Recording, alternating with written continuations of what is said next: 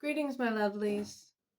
If you've been following my channel, you probably know that I deal heavily in Kemetic magic, even though I would probably be considered a eclectic pagan.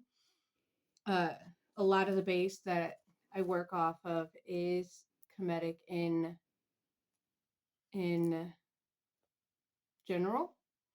So I wanted to give some book recommendations that I feel are really good books for adding to if you are working with Kemetic deities and the Kemetic spiritual practice, if that made sense. I'm not sure if that sentence made sense, but anyway. So first one, we have the Ancient Egyptian Prayer Book. It has in it. This is from the Kemetic Orthodox. I did go through the Kemetic Orthodox beginners class, which I would suggest if you want to go into Kemetic Orthodoxy. The book is made by Tamra El Suada. I said that wrong probably. Either way, it's got some incantations and prayers and a daily uh, Sanut ritual that you can do at your altar for your gods. We have the Egyptian proverbs, mystical wisdoms and teachings, and meditations compiled by Dr. Muata Ashby. I've read a lot of Muata Ashby's books and they are really good, but this one always will stay in my collection. It's really good for when you just need to get some sound advice from how the ancient Kemetic people did things.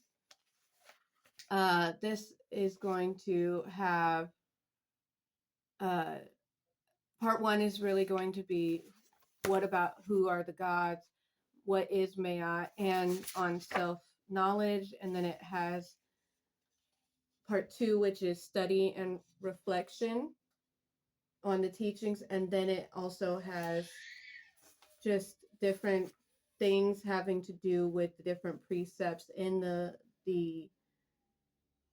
the 42 laws of Mayat. And then you can also just, if you're needing help with, let's say, the nature of the soul, you would go to page 34, and then there's quotes on the nature of the soul.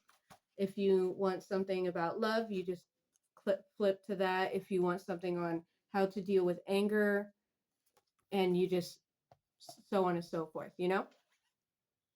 This book, I absolutely love it. It is actually a uh, fiction book, and it is a book based. It's a whole adventure where this guy goes into back in time with the Neteret Bastet, and he gets rid of a curse that was put on her, and it was absolutely beautiful because you interact with different Neteru uh, in the book, and they are depicted very accurately. So there's a lot of anthropo anthro a lot of historical stuff in there. I'm not getting the word out right, but it's not just like a story just for the sake of a story. The person did their research, and there there's some Metanetter in there, which is the language of ancient Kemet, and it's mostly wrote out phonetically, so you can say it obviously. And I really liked that book because a lot of times when the ancient Kemetic deities are put in a book, it's very uh, Europeanized instead of how they would have actually been interacted with. Um, I got the Queen of the Sky Who Rules Over the Gods. This is a book of devotional stuff having to do with Bastet. There's some prayers and some mantras and things, but there's also some uh, foods that you can go and put into effect as offerings for her. Same with this book, Sweet Love, an anthology for Bast and Bastmut. And this one has like little, like I said, little prayers and stuff. And there's some rituals and things you can do for Bastet, some poetry. Uh, and again, I don't do everything in these books because obviously I do my own stuff.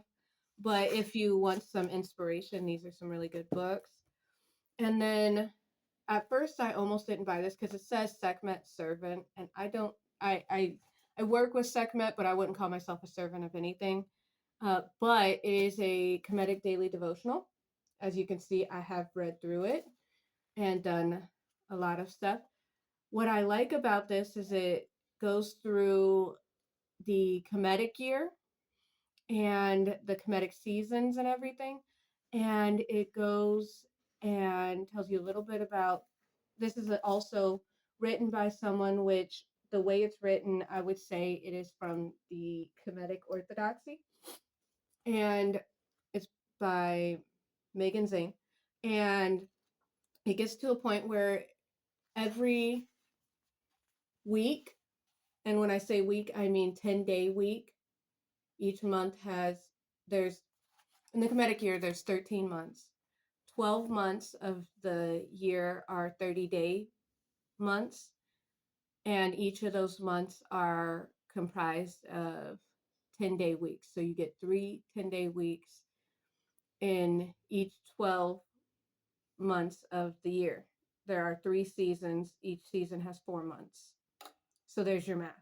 The last 5 days of the year are based off of a story in which Ra was upset that Tefnut and Geb, was it? No, not Tefnut and Geb. Newt and Geb would not separate. The sky and the ground would not separate. And they were so in love. And so Shu, their father, had to step between them, him being air, separating the sky and the ground. He had to separate them. But by the time they were separated, they had already gotten Nut, the sky goddess, pregnant. And she was pregnant with their 5 children, which are Set or Siteth, uh, Haru or the elder Heru, Asar, which most people would know as Osiris from the Greek, and Aset, which is Isis, Nephthut, which is Nephthys. Those 5 children of Geb and Nut were in Nut's belly. Ra was upset that they didn't get separated in time, and so he cursed Nut to be forever pregnant. He said, you will not be able to give birth to your children on any of the days that I have created on earth. And so Jehuti went and tricked Ra into playing a game with him of, I think it was Senate, and tricked him into playing this game with him. And if every time Jehuti won this game, a new day was added until it got to the point where Ra had added 5 extra days to the year. So, out of pettiness, the calendar year is 12 months with 30 days each. Then there's 5 days outside the year that exist. And those are the days in which each of Geb and Nut's children were born. So at the end of each calendar Kemetic year, there are 5 days in honor of Gebenut's children. And then, so that's how the Kemetic year is set up. It usually starts at the end of summer, so August. And what I did was I found a Kemetic calendar on my phone, and I went and I took each week and put the days that each week would be.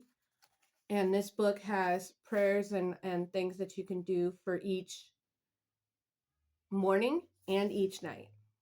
So I don't know. Let's see. Morning, night. And then at the beginning of each month, each Kemetic month, there's writing prompts, special festivals that would be celebrated. So, and there's the writing prompts. There's specific deities that are more honored during these months and weeks and things of that sort. And there's even like a suggested reading section. There's a section on Kemetic astrology and so on and so forth. And I just thought it was very well done and very well put together. So these are some things that I use in my personal practice having to do with uh, Kemetic practice. So that's all I wanted to share with you. Y'all have a beautiful day, and I'll see you soon, my lovelies. Bye.